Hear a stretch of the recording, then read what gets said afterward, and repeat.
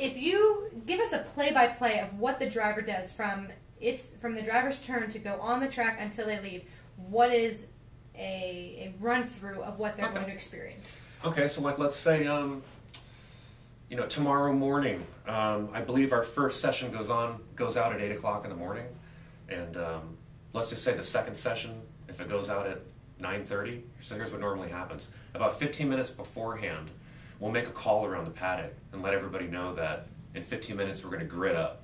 So it's kind of a call to the drivers: get your helmets on, get ready, stop what you're doing, get in the car, just whatever you have to do. You meditate, you pray, whatever it is, get ready.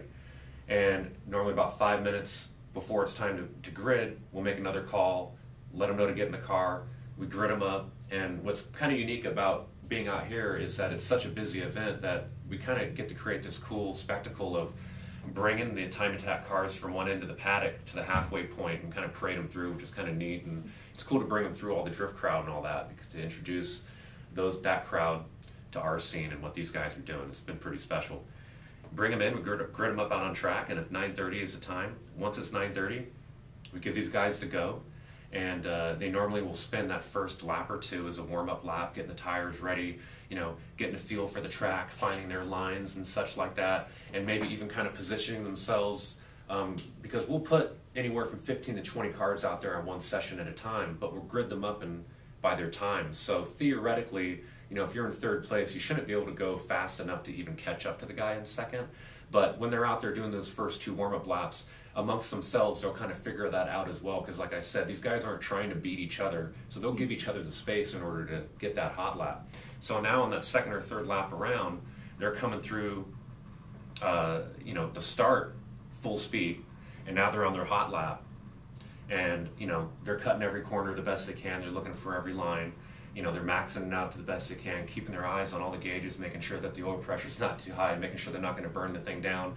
And talking to some of these guys, they look at it like, if I'm coming around and we're almost at the end, I'm going to burn that thing down. I don't care, because if I can just get it to the end, maybe I'll get my time. And that's what's so neat about time attack too, is that guy right there might burn that car down at 9:30 in the morning. When I mean burn it down, I mean maybe a catastrophic failure to the engine or something like that. But if he recorded the time that he wanted to record, the team will look at that weekend like, you know what, this was good. We came out here and we did what we wanted to do. A success. So after that happens, they normally do a cool down lap and then come off course and hopefully get some congratulatory, hugs and such from their teammates.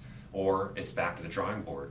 They're looking at the telemetry on the computer, they're looking at the tires, they're looking at what happened out there on the track and looking immediately about how they can improve at turn 1. Maybe they should have did this. At turn 3, they should have did that. And it gets very technical. It gets very scientific, meaning a lot of trial and error, a lot of research, and a lot of development.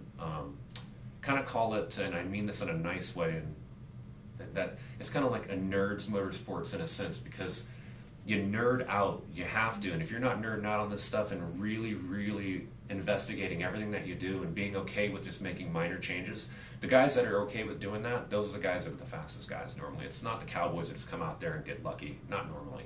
It's the guys that put in the prep work and do the work here at the track, and they're here late, and they're here about going fast, and that's what's kind of neat about it. So that's what I kind of mean by the nerd comment, is that I kind of joke with them that you guys are really nerding out on this stuff, but they have to, and that's what makes it special.